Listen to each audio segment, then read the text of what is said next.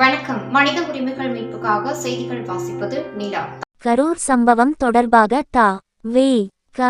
நீதிமன்றத்தில் மனுத்தாக்கல். அக்டோபர் 3ஆம் தேதி விசாரணை.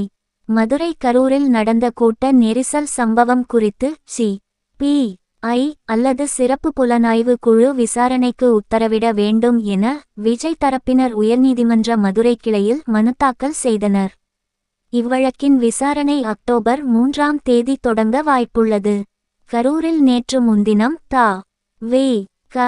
தலைவர் விஜய் பங்கேற்ற பிரச்சார கூட்டத்தில் நெரிசலில் சிக்கி 41 பேர் இறந்தனர்.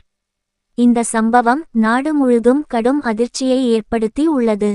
இச்சம்பவம் திட்டமிட்ட சதி என த.வே.க. தரப்பில் குற்றம் சாட்டப்பட்டு உள்ளது. தவேக கட்சியை சேர்ந்த வழக்கறிஞர் அறிவழகன் தலைமையிலான வழக்கறிஞர்கள் அணியினர் இன்று இந்த சம்பவம் தொடர்பாக சி.பி.ஐ. விசாரணை தேவை என்பது உள்ளிட்ட பல்வேறு கோரிக்கைகளை வலியுறுத்தி அவசர வழக்காக விசாரிக்க வேண்டும் என மதுரை உயர் நீதிமன்ற கிளையில் மனுத்தாக்கல் செய்தனர்.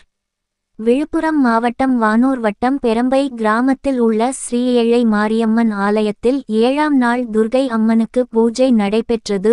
ஊர் பொதுமக்கள் அனைவரும் கலந்து கொண்டார்கள். சுவாமிக்கு தீபாரணை நடைபெற்றது. நிகழ்ச்சி ஏற்பாட்டினை செய்து இருந்தவர் உபயதார்ஜி நாமதேவன் கவுண்டர் மகாலட்சுமி அவர்கள். கோவில் தர்மகாத்தா, பெரம்பை கிராமவாசிகள்.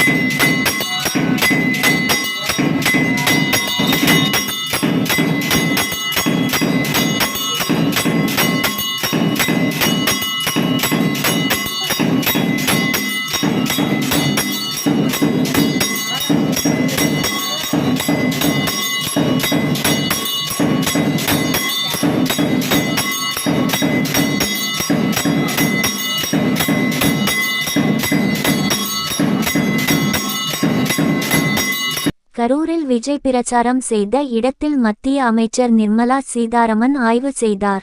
அவர் அதிகாரிகளிடம் விவரங்களை கேட்டறிந்தார். கரூரில் விஜய் தேர்தல் பிரச்சாரத்தில் ஏற்பட்ட கூட்ட நெரிசலில் சிக்கி 41 பேர் உயிரிழந்தனர். இந்நிலையில் இன்று செப் 29 கரூரில் விஜய் பிரச்சாரத்தின் போது நெரிசல் ஏற்பட்ட இடத்தில் நிர்மலா சீதாராமன் ஆய்வு மேற்கொண்டாள். அவர் உயிரிழந்தவர்களின் குடும்பத்தினரை நேரில் சந்தித்து ஆறுதல் தெரிவித்தார்.